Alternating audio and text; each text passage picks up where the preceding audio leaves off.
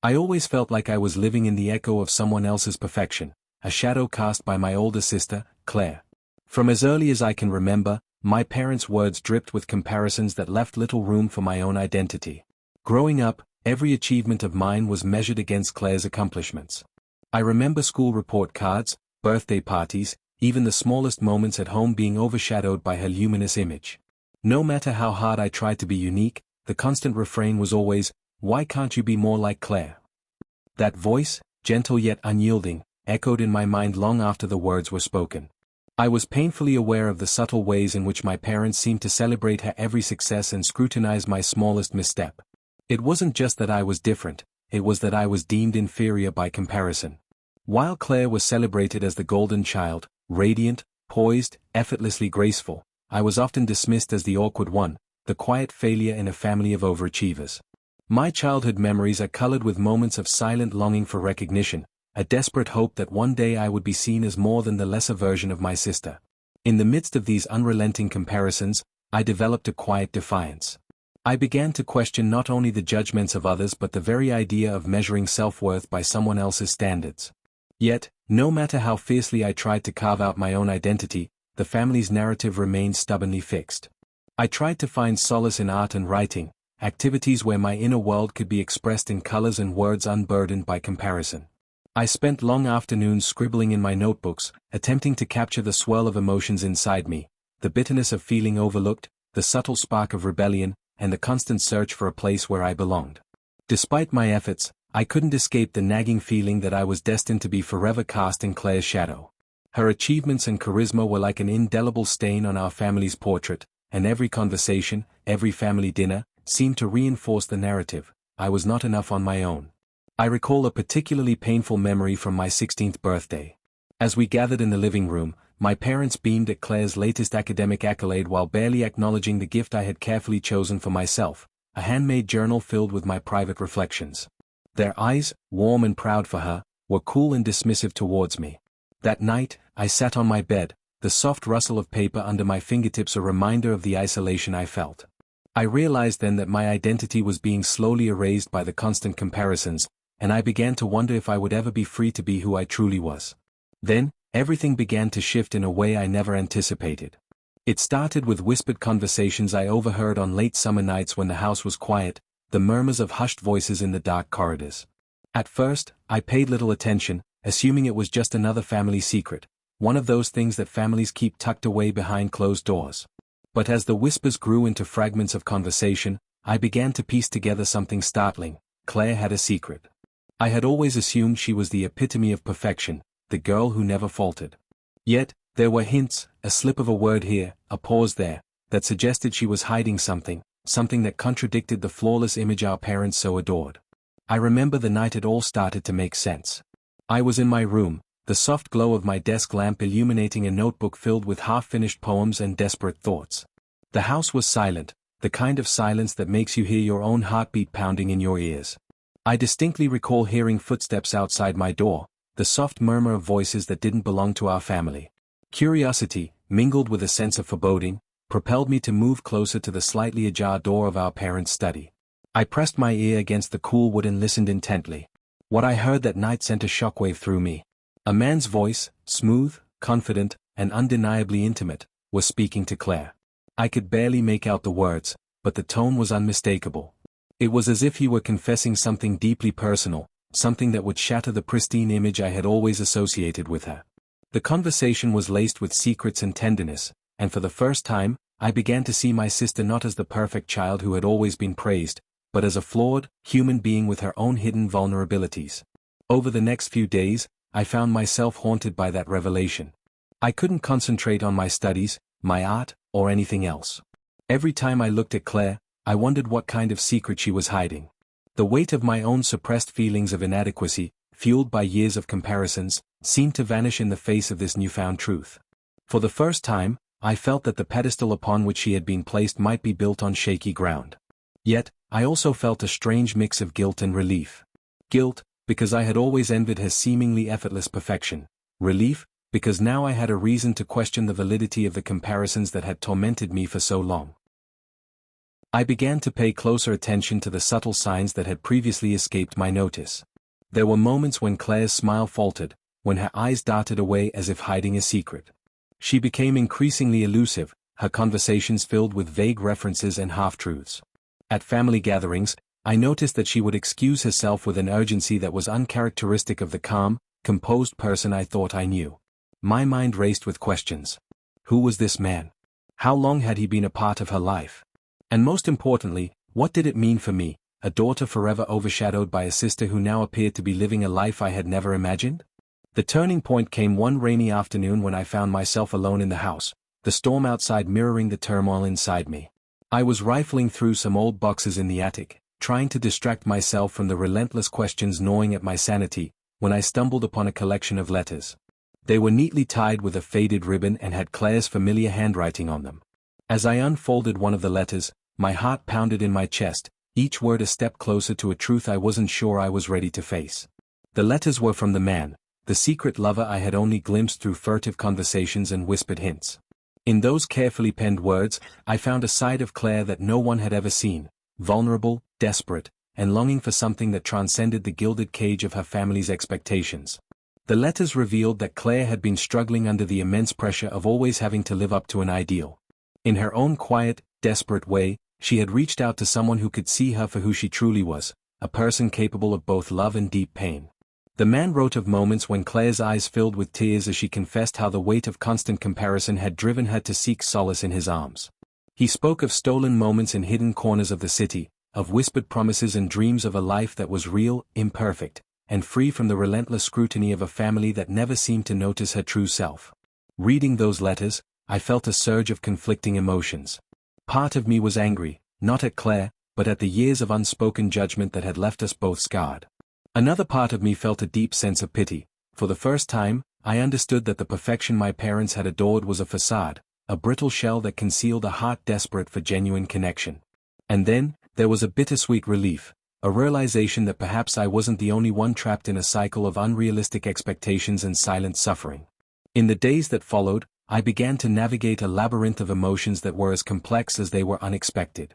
I questioned every memory, every moment in which I had believed that I was less than Claire. I started to see that the comparisons, though painful, had blinded me to the fact that we were both struggling in our own ways. While I had internalized every critique, every comparison as a personal failure, Claire had been fighting a silent battle against a world that demanded perfection at the cost of her happiness. The secret revealed in her lover's letters was a painful but liberating truth.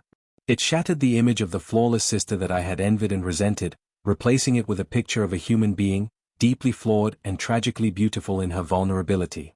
That revelation set me on a new path, one where I began to redefine my own identity separate from the toxic comparisons that had defined my childhood.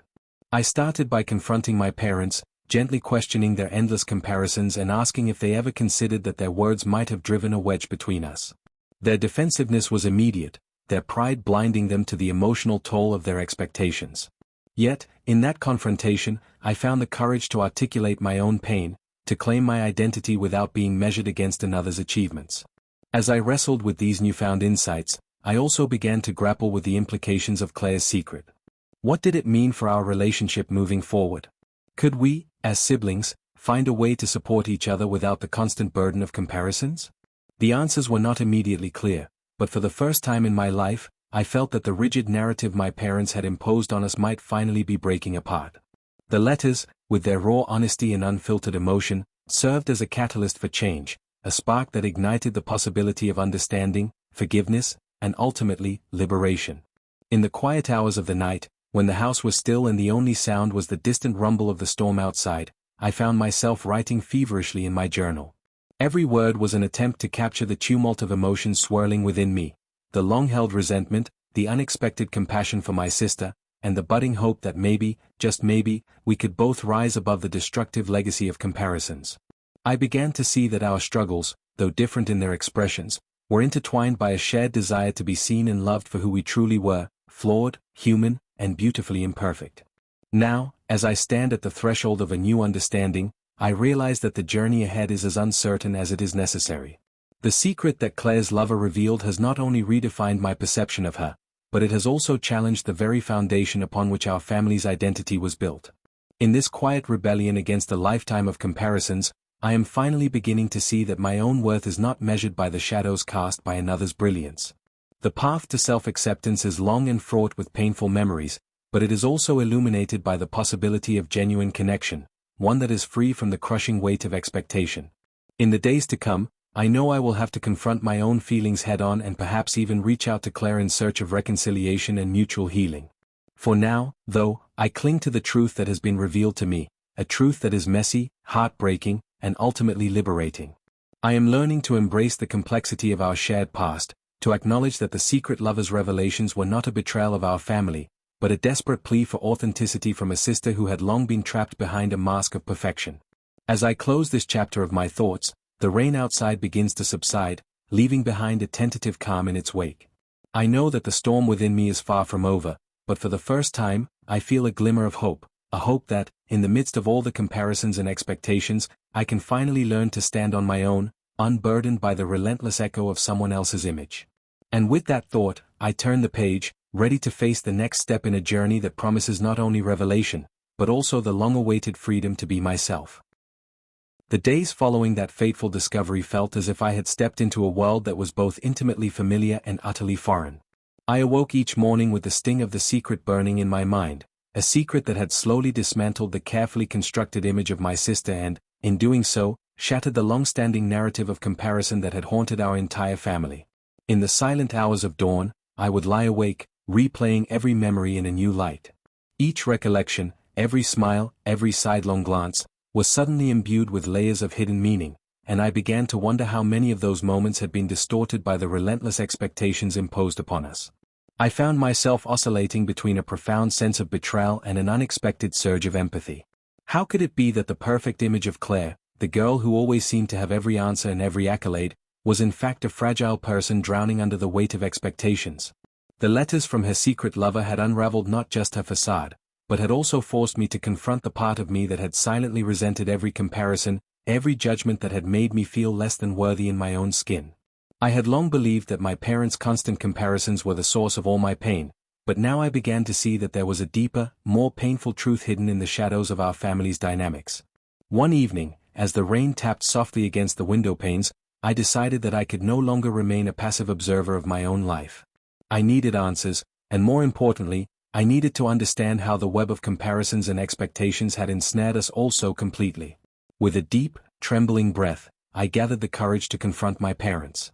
I remember the moment vividly, sitting at our worn kitchen table, the smell of freshly brewed coffee mingling with the tension in the air. I looked my mother in the eyes and said, "I need to know why you always made me feel like I wasn't enough. Why was I always compared to Claire, as if my achievements were never my own?" My mother's face, usually so warm and reassuring, went pale. For a long, agonizing minute, she simply stared at me, her eyes flickering between sorrow and defensiveness.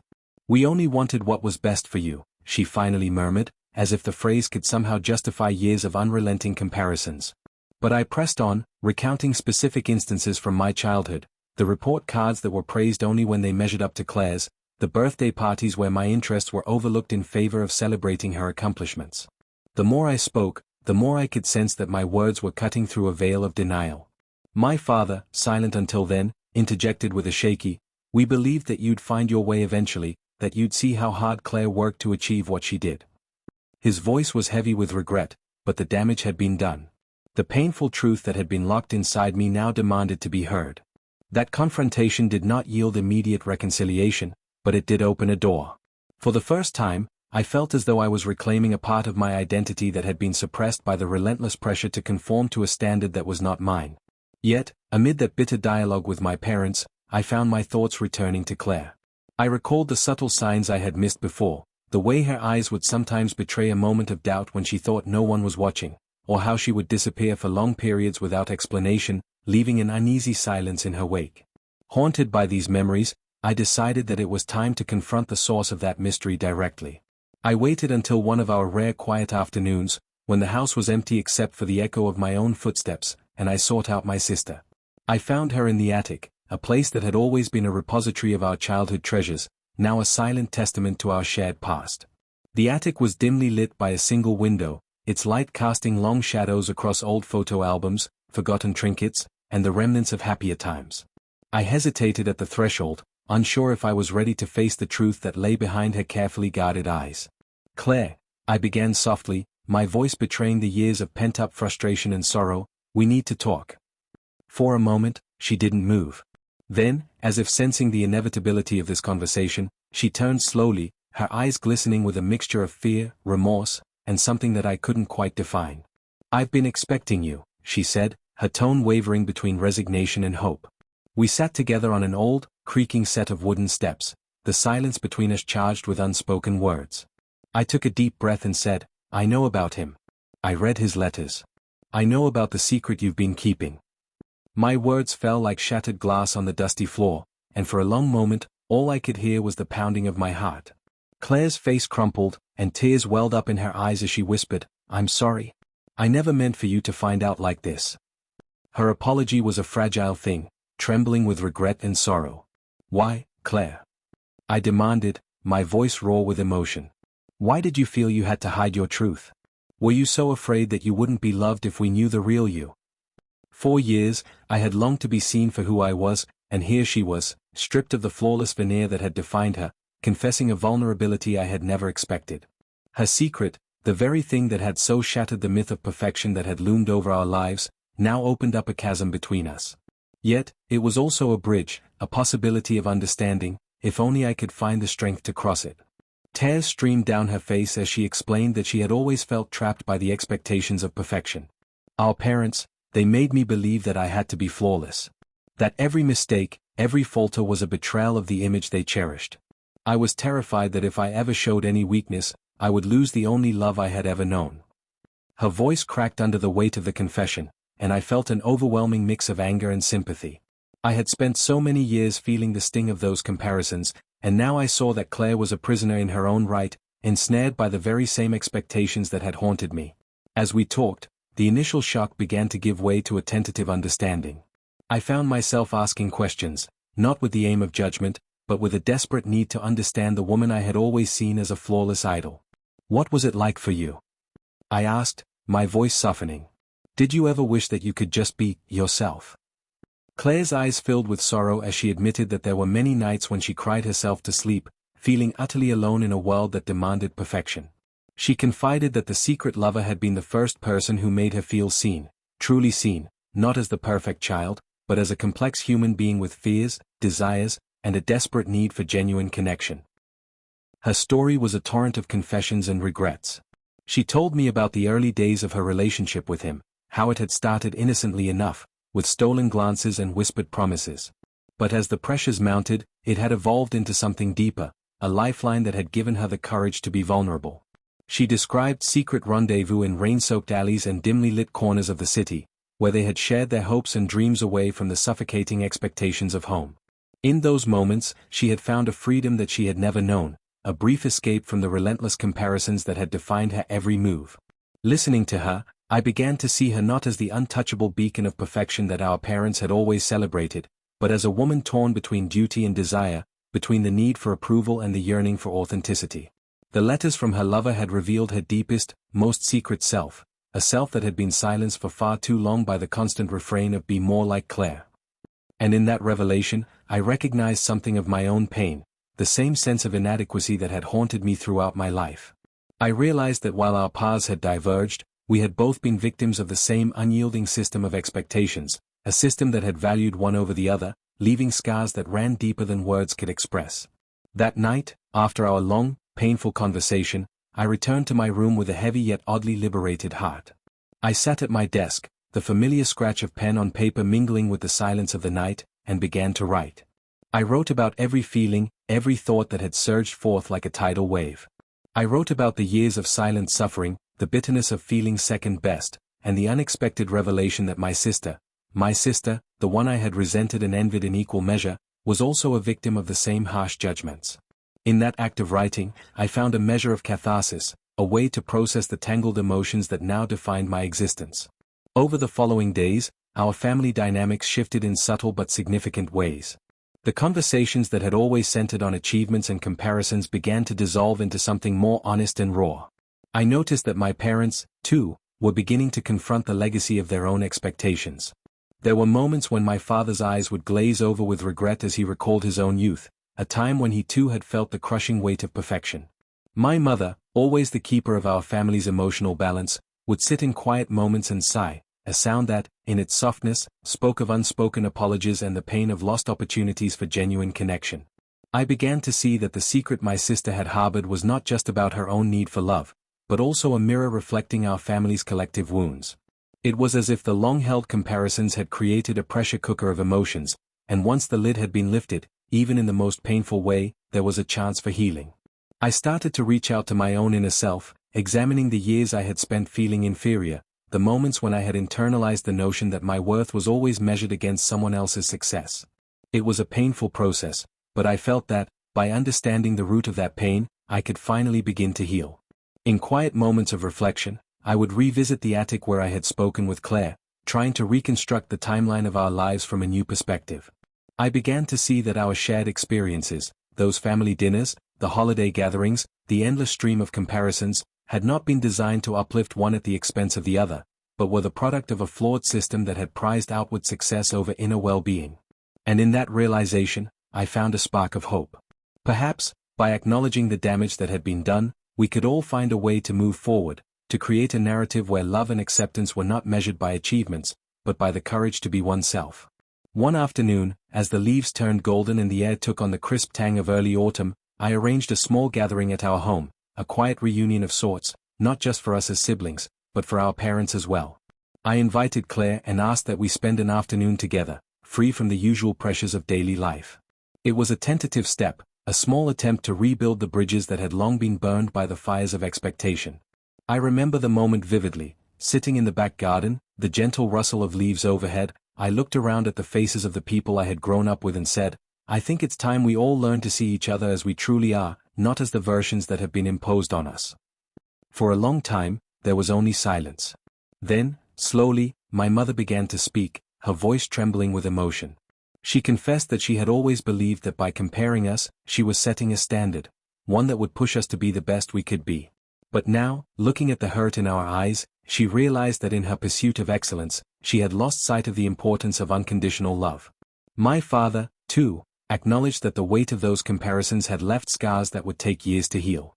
It was not an immediate transformation, but in that shared vulnerability, I sensed the first true steps toward healing. As the day unfolded, we shared stories, of childhood misadventures, of secret dreams that had been stifled by fear, and of the small moments of rebellion that had defined us in spite of the overwhelming pressure to conform. I listened as Claire recounted the nights she had spent alone, wrestling with the loneliness that had driven her into the arms of someone who saw beyond the perfection. I shared my own long-hidden feelings, the sense of invisibility that had followed me like a shadow. In those moments of honest exchange, I began to see that our family was not as fractured as it once seemed. There was pain, certainly, but there was also the possibility of redemption, a chance to rebuild on a foundation of truth rather than expectation. That evening, as the gathering came to a close and the first stars began to twinkle in the night sky, I felt a profound shift within me.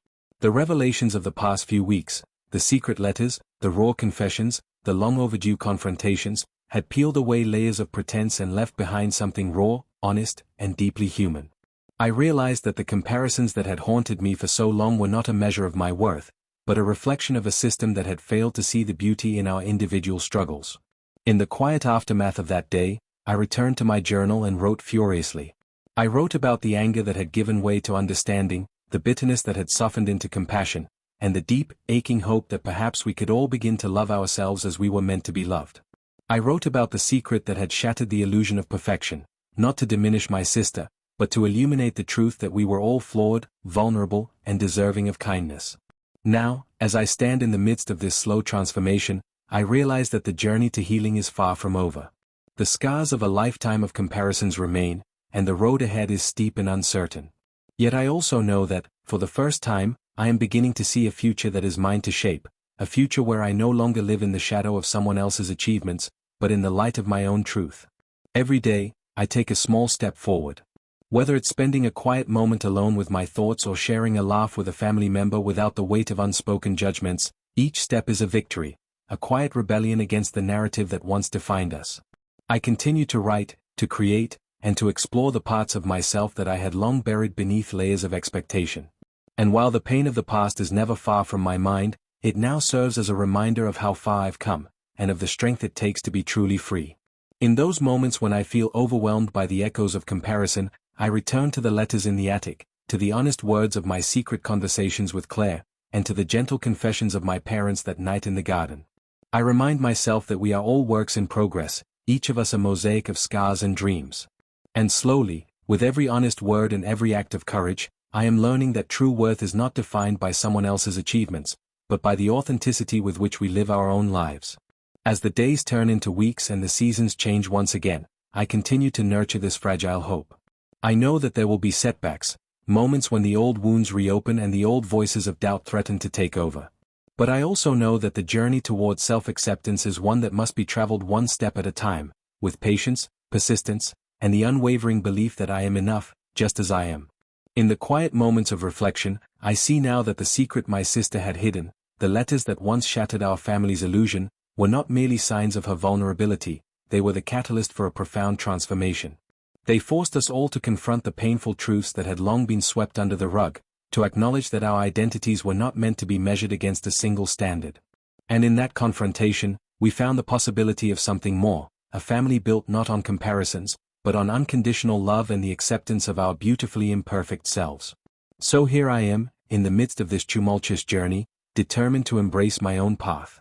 I have learned that the echoes of the past may never fully disappear, but they no longer hold dominion over my future. With every word I write, every conversation I have, and every step I take toward healing, I reclaim a little more of the self that I had long believed was lost.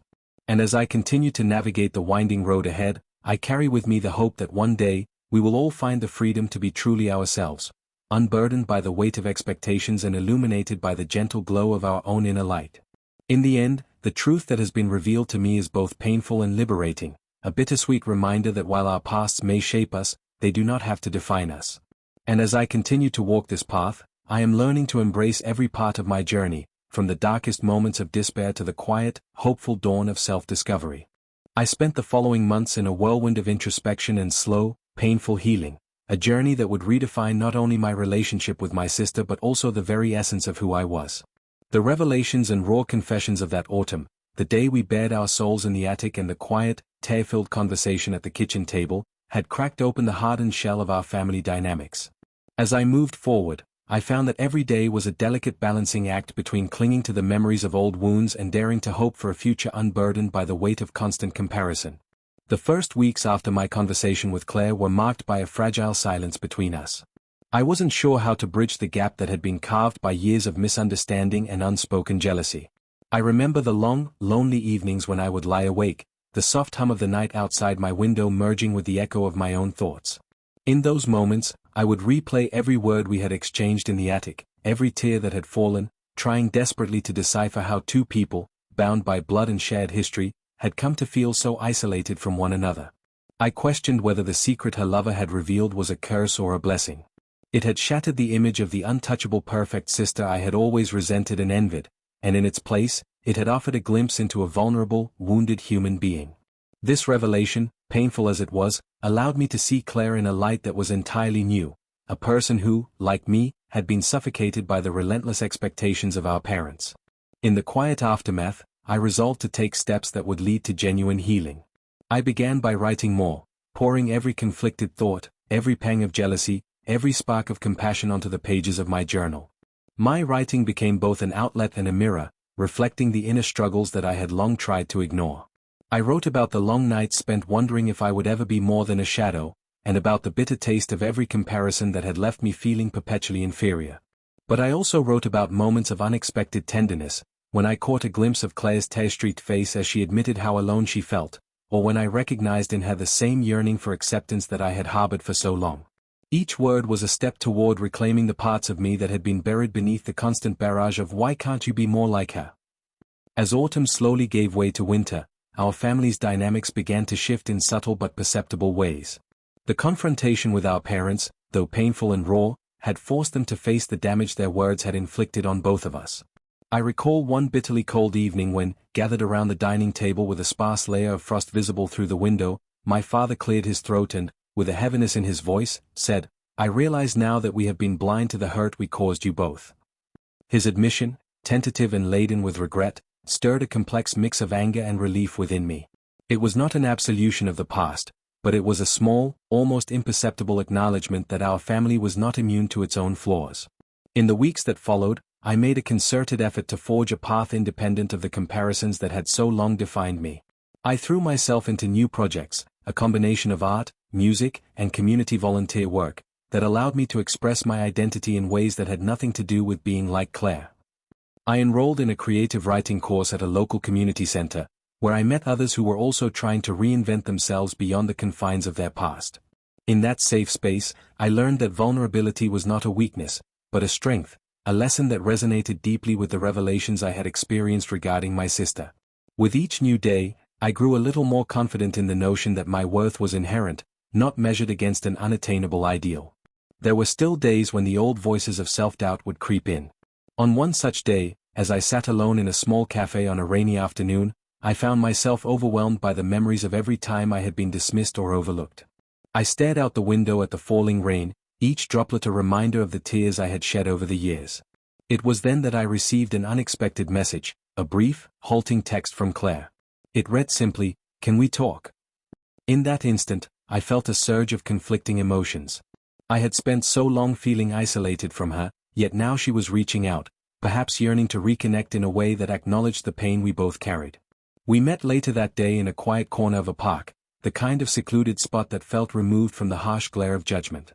Claire's eyes, once so often shining with a practiced perfection, were now raw and open. She began hesitantly, "I've been thinking about everything, about how we were raised, about the lies I told myself and you." Her voice wavered as she continued, "I always thought I had to be perfect, because that's what they expected. And I know now that by hiding my truth, I hurt you too." There was an earnestness in her words that made my heart ache, a mix of regret and genuine remorse that I had never anticipated. In that moment, as we sat together on an old park bench, I realized that our pain had been intertwined all along.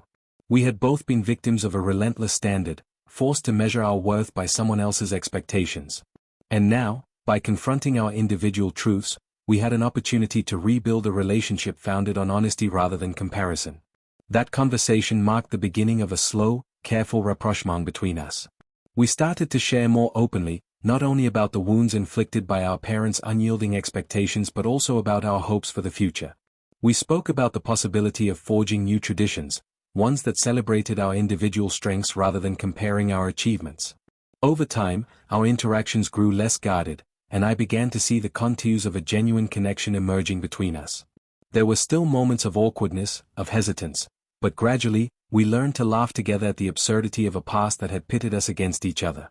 Even as our personal reconciliation unfolded, I continued to navigate the complex emotions that had built up over years of feeling inadequate. I sought solace in therapy, where I confronted the deep-seated insecurities that had long defined my relationship with success and self-worth.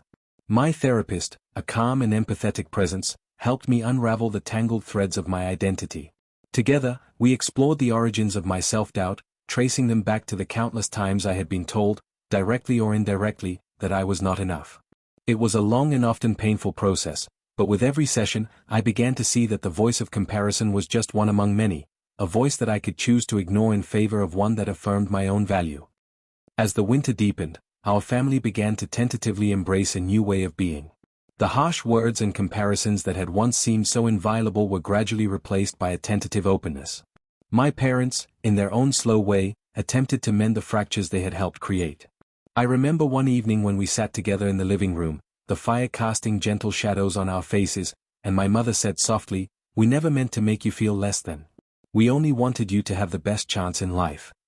It was not an apology that erased the years of pain, but it was a small step toward acknowledging that our family had been wounded by its own expectations. Throughout all of this, I found that my writing continued to be a lifeline, a way to make sense of the chaos and to chart a course toward something more authentic. I filled countless pages with reflections on love, loss, and the transformative power of vulnerability.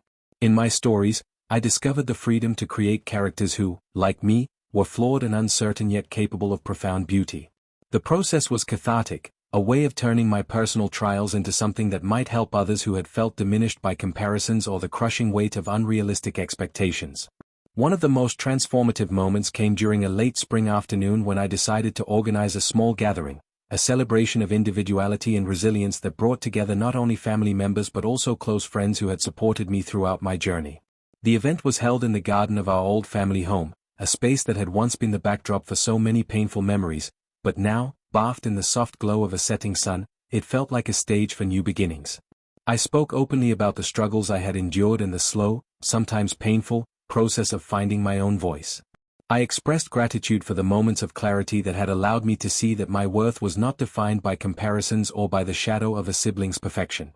In that moment, as I looked out at the faces of people who had known me through all of my transformations, I felt a deep, abiding sense of liberation, a realization that I was finally free to be myself, in all my messy, beautiful imperfection.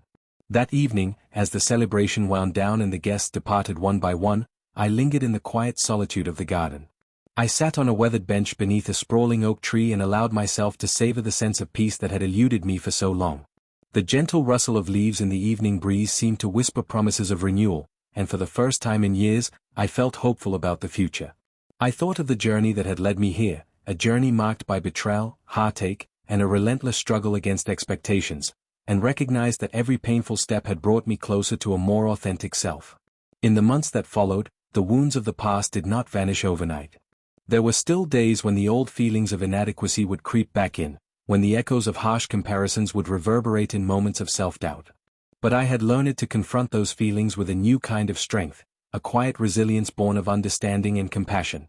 I continued to write, each new entry a testament to the ongoing process of self-discovery and healing. I found that by acknowledging my own vulnerabilities, I could also cultivate a deeper empathy for those around me. Even my relationship with Claire, though still marked by moments of tension and unresolved pain, gradually began to transform into something more genuine. We started to share our dreams, our failures, and our hopes without the constant fear of judgment. There were times when we would spend hours talking about our childhoods, the little moments that had seemed so insignificant at the time, yet which now resonated with a profound sense of loss and longing. I began to understand that our family, with all its imperfections and scars, was still capable of love, a love that was raw and imperfect, but real. I learned to forgive not only my parents for the comparisons that had stifled my growth, but also myself for having internalized those judgments for so long. I discovered that self-acceptance was not a destination, but a continuous journey, a path marked by both setbacks and breakthroughs. Each day, I strove to affirm my own worth, to remind myself that I was more than the sum of other people's expectations. I embraced the small victories, the times when I spoke up in a meeting, the moments when I created something that was unmistakably mine, and the quiet instances of joy that punctuated even the darkest days. There came a day, one clear, crisp morning, that I awoke feeling an almost imperceptible shift within me. The burdens of the past, though still present, no longer seemed to define my every thought. I took a long walk through the neighborhood, the brisk air filling my lungs with a sense of renewal, and I marveled at how different the world looked when seen through the eyes of someone who had finally begun to value her own uniqueness. I realized that the secret that had once shattered our family's illusion of perfection was now the very key that unlocked our potential for genuine connection. The painful truth that my sister had hidden for so long had, in a paradoxical way, liberated both of us. It had exposed the raw edges of our souls and allowed us to see each other, not as perfect images to be compared, but as two individuals who had struggled, loved, and grown in the face of overwhelming odds. Standing there, in the midst of that newfound clarity, I felt a deep sense of gratitude. I was grateful for the pain that had forced me to confront the limits of my own identity, grateful for the honest confessions that had led to a slow and tentative reconciliation with my sister, and grateful for the family that, despite its many shortcomings, was beginning to learn that love cannot be measured by comparisons or expectations. I knew that there would be more challenges ahead, more moments when old wounds might reopen, but I also knew that I was no longer defined by those wounds. Instead, I was defined by the courage it took to face them, to write about them, and ultimately, to rise above them. As I write these words, I realize that my journey is far from over. The scars of the past still mark my soul, and there are times when the echoes of harsh comparisons and forgotten dreams still whisper in the corners of my mind. But I have learned that true growth comes from embracing every part of who we are, even the parts we once deemed unworthy. I now see that my identity, my worth, is not something that can be compared or measured against another's success, but is an ever-evolving tapestry of experiences, emotions, and revelations. In the final stretch of this transformative chapter, I have begun to see the beauty in the complexity of our shared history. I have come to understand that the comparisons that once haunted me were not a measure of my inadequacy, but rather a reflection of a family caught in the relentless pursuit of an impossible ideal. And now, as I move forward with a heart both heavy with memory and lightened by hope, I embrace the promise of a future that is mine to create, a future where every step, every word, and every breath is a celebration of my own singular journey.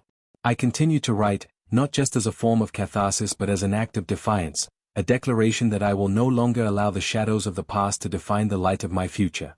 In each new page, I etch out the story of a person who has learned to rise above the pain, to find strength in vulnerability, and to love herself unconditionally. And as I look back on all that has transpired, from the relentless comparisons and secret letters to the painful, honest conversations and the quiet moments of reconciliation, I see a path paved with both heartbreak and hope. It is a path that has led me to understand that while our past may shape us, it does not have to confine us. I am free now, free to be imperfect, free to be me, and free to build a life that is defined not by the expectations of others, but by the quiet, unyielding truth that I am enough. In that freedom, I find not only healing but also the courage to dream again. I dare to imagine a future where my worth is measured by the authenticity of my actions, where love is unconditional, and where each day is an opportunity to celebrate the messy, beautiful reality of being human. And so, as I close this chapter and step into the light of a new dawn, I do so with a heart that has been scarred yet strengthened, a heart that has learned, against all odds, to beat proudly in the rhythm of its own truth.